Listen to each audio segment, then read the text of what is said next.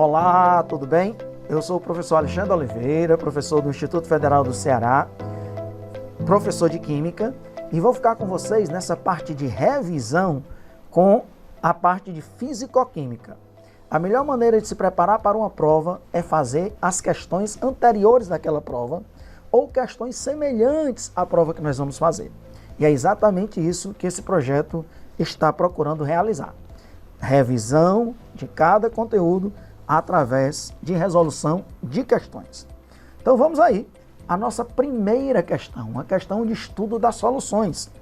Impossível a gente esperar aí uma questão, uma prova que não aborde em algum aspecto o estudo das soluções. Então a primeira questão diz assim, você acompanha aí comigo na leitura. Curvas de solubilidade, como as representadas no gráfico abaixo, descrevem como os coeficientes de solubilidade de substâncias químicas em um determinado solvente variam em função da temperatura. Então observe que você tem aí uma curva que mostra o coeficiente de solubilidade, ele é em grama de soluto para cada 100 gramas de solvente, que é a água, e aqui a temperatura em graus Celsius. Observe que a maioria dessas curvas estão voltadas para cima, isso é muito importante, por quê? Quando você aumenta a temperatura, e aumenta também o coeficiente de solubilidade, isso significa que a dissolução é uma dissolução endotérmica. Então essas curvas ascendentes, que quando aumenta a temperatura, aumenta também o coeficiente de solubilidade, CS, é uma dissolução endotérmica. É lógico que o inverso é verdadeira. Se diminuir a temperatura, diminui também o coeficiente de solubilidade. Então, como regra geral, as curvas ascendentes, elas são endotérmicas, ou seja, elas têm um ΔH positivo. Endotérmica significa que elas ocorrem com absorção de calor. Já só tem uma aqui, realmente são poucas, só tem uma substância, que é esse sulfato de cério 3, que é um sal, Ce2SO4,3, que está aumentando a temperatura e está diminuindo o coeficiente de solubilidade dele. Quando isso ocorre, a gente diz que aquela dissolução é uma dissolução exotérmica.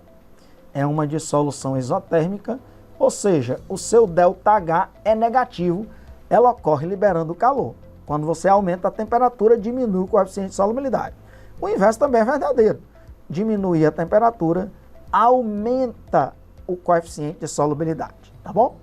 Então, dissoluções endotérmicas são as curvas ascendentes, dissoluções exotérmicas são as curvas voltadas para baixo e são muito raras as dissoluções exotérmicas em comparação às endotérmicas. Aí nós temos agora a avaliação dos itens. Considerando as informações apresentadas pelo gráfico acima, assinale a alternativa correta. Todas as substâncias químicas são sais e com exceção da sacarose. Olha, realmente a sacarose não é um sal. A sacarose é um composto orgânico C12H22O11. É o açúcar comum a sacarose. Será que todas as substâncias aí são sais? Tem muitos sais, queridos amigos e queridas amigas. Tem ali o nitrato de amônio, tem aqui o iodeto de sódio, tem aqui o brometo de sódio, que são sais. Mas tem aqui um composto que com certeza você sabe que não é um sal, porque ele termina com o grupo OH, é uma base, que é o hidróxido de sódio.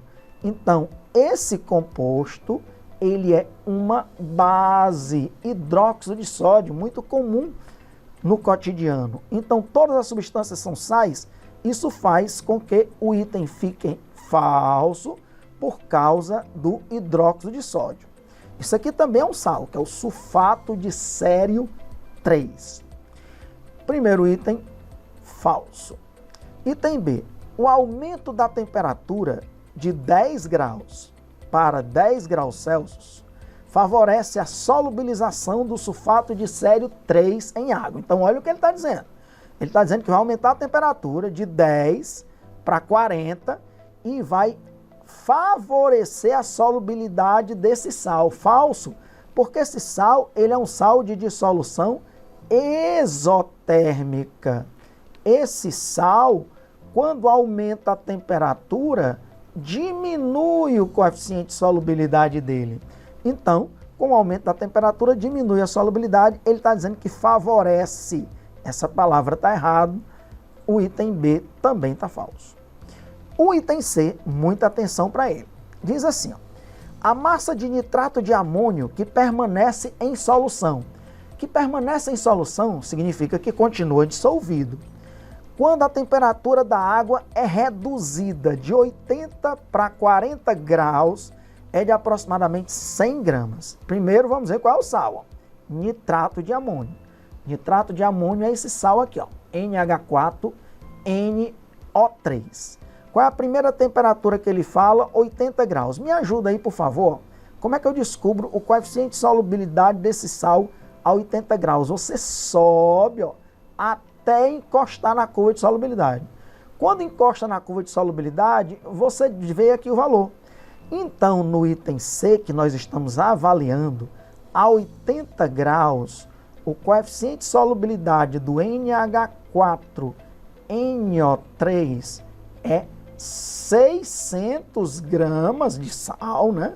600 gramas de sal para 100 gramas de água. Isso a 80 graus. Qual é a outra temperatura que ele pede para você avaliar agora? 40. Me ajuda aqui, ó, 40 graus. Vamos subindo até encostar na curva do sal que você quer. Pessoal, dá um pouquinho menos do que 300, né? Ó, dá um pouquinho menos do que 300. 290. Mas vamos colocar 300 aqui, que o valor é aproximado, não tem nenhum problema. Então vamos colocar aqui a 40 graus Celsius, ó, aproximadamente, tá bom? Coeficiente de solubilidade desse sal, que na verdade seria 290, vamos colocar aqui que é aproximadamente 300. Aproximadamente 300 gramas do sal para 100 gramas de água. Então o que é que acontece? Ó? A 80 graus Celsius está dissolvido 600. Quando ele resfria para 40 graus Celsius, continua dissolvido 300, né? Porque o coeficiente de solubilidade indica quando está dissolvido. Ó. Então ainda continua dissolvido 300, tá bom? Ou se você quisesse lá, né, colocar 290, que seria o valor mais exato, mas continua dissolvido 300 gramas de sal. E se ele perguntasse quanto precipita? Precipita, pessoal, significa que forma o corpo de fundo, o corpo de chão, que vai lá para o fundo da solução. Ora, não estava dissolvido 300, 600, né? 80 graus, estava dissolvido 600. Quando eu resfrio, continua dissolvido 300. Aí você subtrai, ficaria 300 gramas de sal precipitado. Nesse caso, houve uma coincidência, né? Quando ele resfriou, se estava dissolvido 600 e agora só fica dissolvido 300, fica dissolvido 300 e sedimenta, precipita também 300. Então veja, ele diz que vai continuar, permanece em solução, permanece dissolvido apenas 100. Falso. Quanto que permanece dissolvido, Alexandre? 300, está aqui no gráfico de solubilidade, ó. Se ele quisesse perguntar quanto precipita, você subtrairia. Estava dissolvido 600, agora fica dissolvido 300, porque ele resfriou para 40 graus. Quanto precipitou? Nesse caso, também 300. Ainda não encontramos o item correto, vamos para o item D. A dissolução do iodeto de sódio. Iodeto de sódio, está aqui o sal, ó. Iodeto de sódio, é uma curva ascendente, hein? Não esqueça que é uma dissolução endotérmica. A dissolução do iodeto de sódio em água é endotérmica. Verdadeiro, porque é um sal que tem uma curva de dissolução, de solubilidade, uma curva de solubilidade ascendente. Item D, já é o item correto. Qual é o erro do item E? A 0 graus Celsius, todas as substâncias químicas são insolúveis. O que é que significa ser insolúvel? Que o seu coeficiente de solubilidade seria 0. Olhe, na temperatura de 0 grau, nenhuma substância aqui tem o coeficiente de solubilidade 0. Todas as substâncias têm o coeficiente de solubilidade acima de 0. Então, não tem nenhuma substância insolúvel que tenha o coeficiente de solubilidade 0 na temperatura de 0 graus Celsius. O item é falso, o item é falso, e a gente marca com certeza o item D de dado. Então tá aí, uma primeira questão de estudo das soluções, estudo desses gráficos. Tudo que eu falei é fundamental. Se for necessário, você tem a oportunidade de rever o vídeo para anotar, para fazer suas anotações, como a gente aconselha. Então, o único item correto, D de dado. Vamos agora para a segunda questão. É uma questão do Enem, de uma prova passada do Enem. Sempre cai uma questão no Enem que envolve algum cálculo envolvendo unidades de concentração das soluções. Eis aí uma questão, e aí eu vou te mostrar como a gente resolve a questão através de uma ou mais regras de 3. Agora, é muito importante que você saiba o que é que significa aquela determinada unidade de concentração. Leiamos a questão número 2. O soro fisiológico é uma solução aquosa de cloreto de sódio, NaCl, em água, comumente utilizada para higienização ocular, nasal, de ferimentos e de lentes de contato. A sua concentração, olha aí, é de 0,90% em massa. Então, isso é uma concentração em massa, que a gente chama também, pessoal, de título em massa. Título em massa. De maneira mais precisa, título percentual em massa. Ele deixa claro aí, que essa porcentagem não é em massa, volume, não é em volume, é em massa, ou seja, massa. Vou já te mostrar o que é que significa esse 0,90% em massa. E que bom, ele dá a densidade da solução, 1 grama por ml. O que é que significa isso? Que 1 ml da solução tem uma massa de 1 grama, ou o contrário, 1 grama de solução corresponde a 1 ml, correto? 1 grama de solução corresponde a 1 ml de solução. É uma relação de 1 para 1 entre a massa e o volume. É uma solução, portanto, diluída. Quando a gente tem uma solução diluída, a gente diz exatamente isso, que a densidade dessa solução ou é igual a 1 grama por ml, ou é muito próxima de 1 grama por ml. Aí ele pergunta, qual a massa, grife, o que ele está perguntando, qual a massa de NaCl que deverá ser adicionada à água para preparar 500 ml desse soro? Então, vamos lá. Então, primeira coisa é trabalhar com o que ele deu. Alexandre, o que é que significa 0,9% massa, ou seja, em massa, como ele disse lá? Significa que existe 0,90 gramas de soluto, que é o sal de cozinha. Onde que existe 0,90 gramas de sal de cozinha? Por cento, pessoal, é para 100. Para 100 gramas de solução. Como ele disse que é uma porcentagem em massa, veja que eu estabeleci as relações em massa. 0,90 gramas de sal em 100 gramas de solução. A maioria das unidades de concentração, elas relacionam isso, o soluto com a solução. No caso aí, 0,90 gramas de soluto em 100 gramas de solução.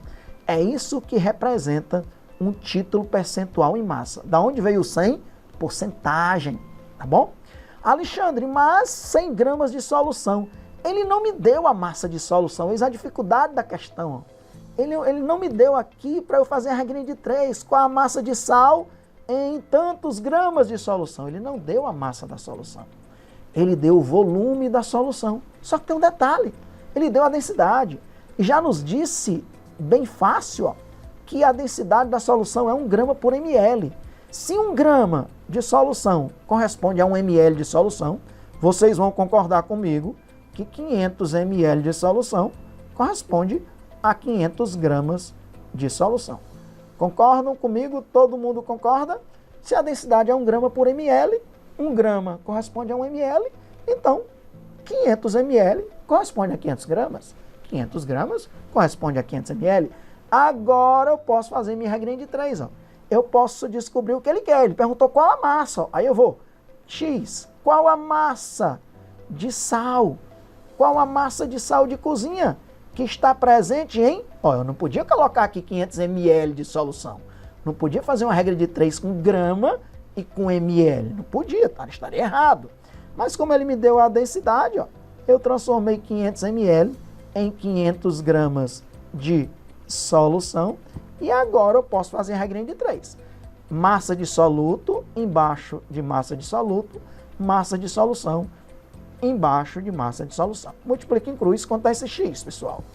0,90 vezes 500 dividido por 100. Simplifica aqui, ó. Se fosse 5 vezes 9, daria 45, né? 5 vezes 0,9 dá 4,5 gramas de sal de cozinha.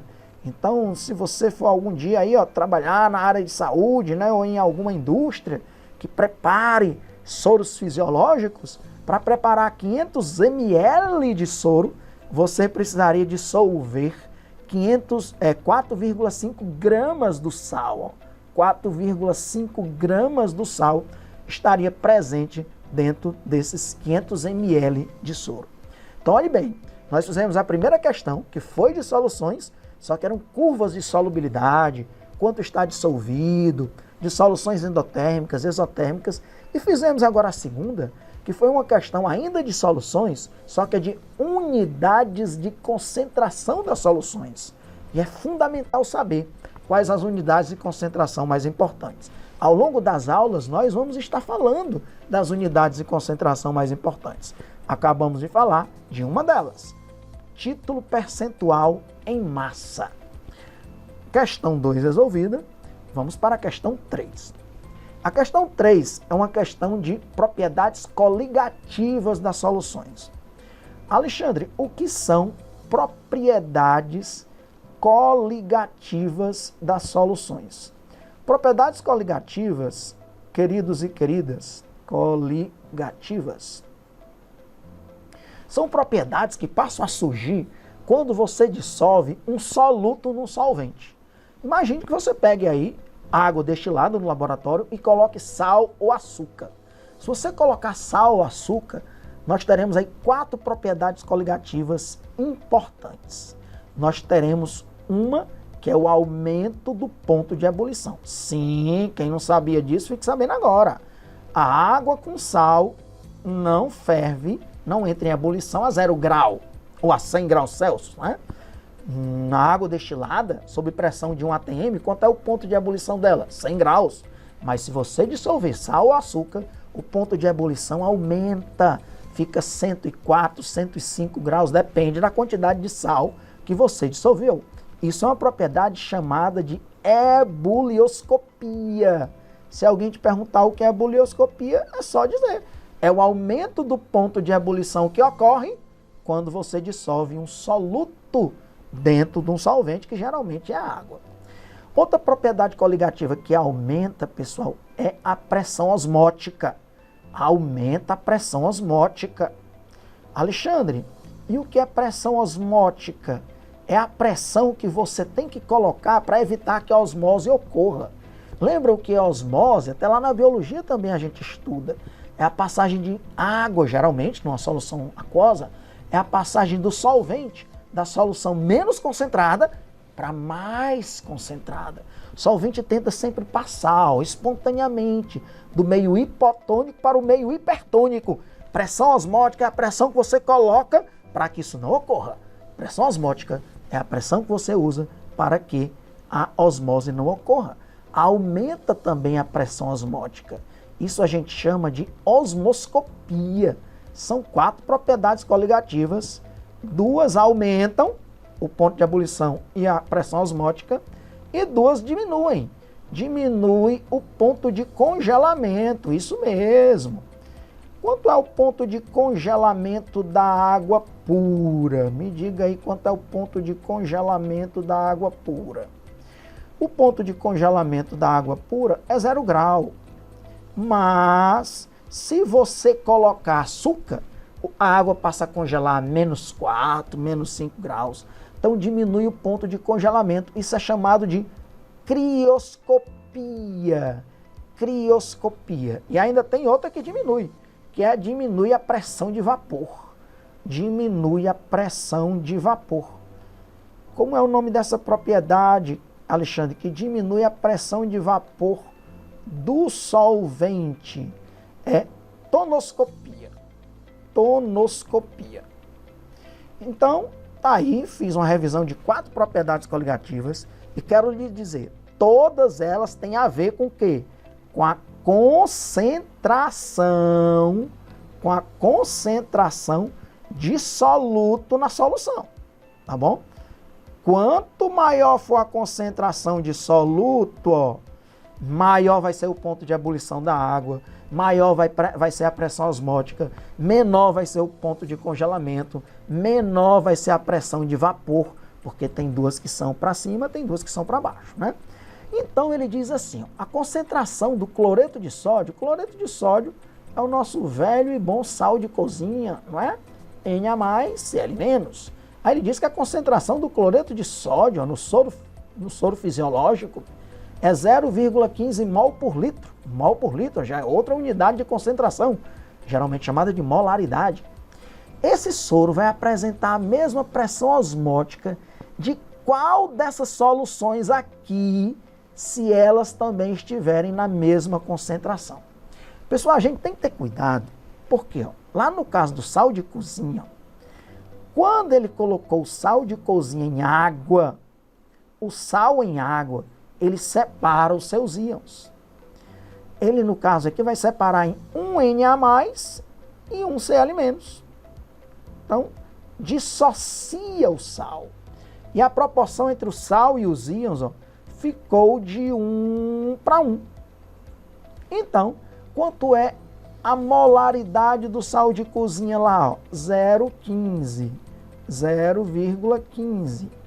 Você pode botar um Mzinho maiúsculo para simplificar a molaridade.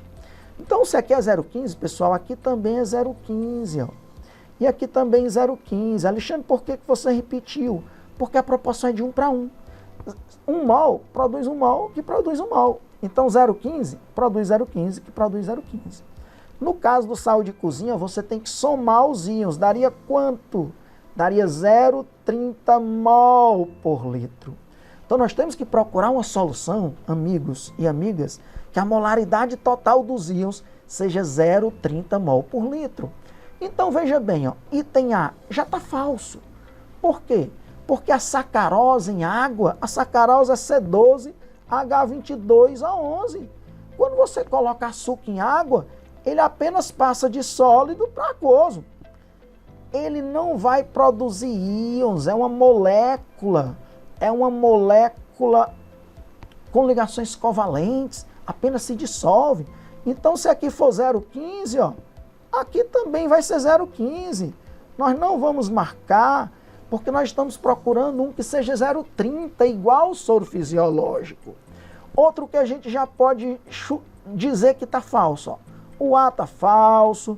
Outro que está falso, Alexandre. O item D também está falso. Ó. Por quê? Porque agora é glicose. Ó, C6H12O6. C6H12O6, glicose, sacarose, apenas se dissolvem em água, Alexandre. Não vão produzir íons como um sal, como uma base, como um ácido. Então, se aqui for 0,15, ó, aqui também continua sendo 0,15, porque a proporção é de 1:1, ó, 1 e 1. Não houve produção de íons nem no item A, nem no item D de dado. Eu te pergunto, dá uma olhada nesses sais, qual seria o sal que, do mesmo jeito do sal de cozinha, que é NaCl, se a molaridade da solução for 0,15, vai produzir 0,30, que é o total de íons. Porque propriedades coligativas dependem de tudo que está dissolvido. No caso de um sal, ou de uma base, ou de um ácido, tanto dos cátions quanto dos ânions. Quem está olhando o item E, eu concordo. Olha por quê, ó, que nós vamos marcar o item E como verdadeiro. Porque o KCl é um sal, ok, que vai apenas separar os seus íons, ó, em K+, e Cl-. K+ e Cl-. Se a molaridade do sal da solução for 0,15, como a proporção toda é de 0,15, aqui também vai ser 0,15, porque é de 1 para 1. Aqui vai ser 0,15, porque é de 1 para 1. E aí, quando eu somar, porque tem que somar todas as partículas, vai dar 0,30 mol por litro, do mesmo jeito que nós queríamos, ó. Ele queria uma solução que apresente a mesma pressão osmótica. Não é só a mesma pressão osmótica, não. É o mesmo ponto de ebulição, a mesma pressão osmótica, o mesmo ponto de congelamento, a mesma pressão de vapor. Porque todas as propriedades coligativas dependem apenas da quantidade total de partículas que está presente na solução. Alexandre, por que não é a letra C? Tem muitos alunos que teriam dificuldades aí com a letra C, ó. Bem rapidinho. Por quê? Porque o sal é sulfato de alumínio. Muitos alunos que não se acostumaram ainda a dissociar um sal, você pode usar essa regrinha de inverter as cargas, ó. O alumínio é 3+, o sulfato é 2-. Sempre coloque o positivo na frente e o negativo atrás. Aí agora vamos lá. Quantos alumínios vai produzir? 2 Al3+. Quantos sulfatos vão produzir? 3 sulfatos, que é o SO4 2-. Percebe aí, ó? Então, o sulfato de alumínio já está dizendo aqui, ó, ele tem 2 Al3+, que eu coloquei aqui. Ele tem 3 sulfatos, que é o SO4 2-. Então, para você ficar doutor e doutora e finalizar essa questão, se aqui for 0,15, se aqui for 0,15, quem me diz quanto é que vai dar aqui e aqui? Alexandre, você disse que obedece à proporção. Então, tem que ser o dobro, ó. 2 vezes 0,15 daria 0,30 mol por litro. E 3 vezes 0,15 daria 0,45 mol por litro. O total, ó, se você somasse, né, 0,30 com 0,45, ó, daria 0,75 mol por litro. Tá vendo? Então você também tem que se acostumar, ó, a dissociar sais como esse, ó. Se tiver esses parênteses, fica mais fácil ainda, porque a carga do alumínio, ó, é 3+ e a carga do sulfato é 2-. E aí vai produzir 2 Al3+ e 3 sulfatos. Uma dica, Alexandre, e esse item B? Quando não tem parênteses, ó, você pode botar parênteses e fora do parênteses colocar o número 1. Então, quanto é a carga do sódio? Ó, 1+. Coloca parênteses nos dois últimos. Quanto é a carga do sulfato? Ó, 2-. Então dá para fazer aqui nesse cantinho, ó, o item B de bola e finalizar a questão. E mostrar que você é doutor, coloca o parêntese, ó. 1Na2SO4, 1. Quando não tem nada, coloque um parêntese e coloque 1, ó. Porque aí o sódio é 1+, o sulfato é 2-. Aí nós vamos produzir o quê?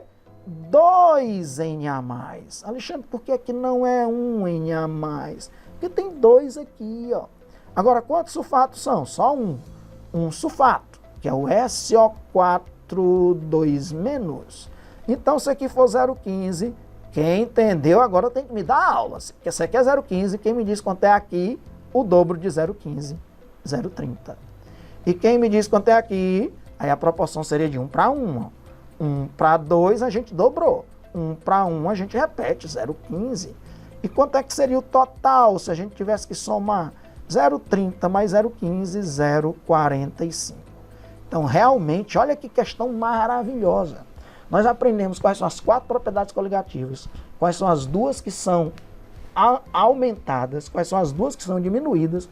Aprendemos a dissociar os sais e aprendemos que a propriedade coligativa ela depende da concentração total de partículas na solução.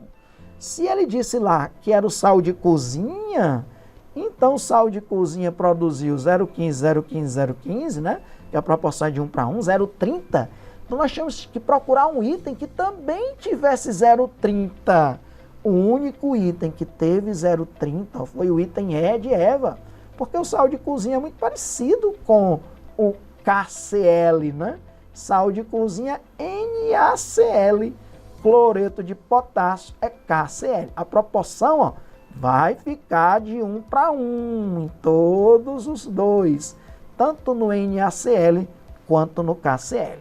Então tá aí a nossa terceira questão. Com isso nós finalizamos a nossa primeira aula de Físico-Química na nossa revisão para o Enem. Quais foram os assuntos que nós estudamos? Muitos conteúdos. Você vai estudar essa aula diversas vezes, rever, fazer as suas anotações, tirar as dúvidas, tentar fazer sozinho as questões, solubilidade, de soluções endotérmicas, exotérmicas, unidades de concentração, porcentagem massa-massa. Nessa terceira, molaridade, que é mol por litro. Aprendemos a dissociar os sais, obedecer à proporção estequiométrica para, a partir da molaridade do sal, como nós vimos aí, ó, ou de uma base, ou de um ácido, encontrar a molaridade dos seus íons. E como propriedade coligativa, diz respeito à concentração de todas as partículas na solução. Por isso que a gente estava somando a molaridade do cátion e do ânion. É um prazer estar com você. Eis aí a nossa primeira aula. Nos veremos em breve com a nossa aula de número 2. Tchau, abração.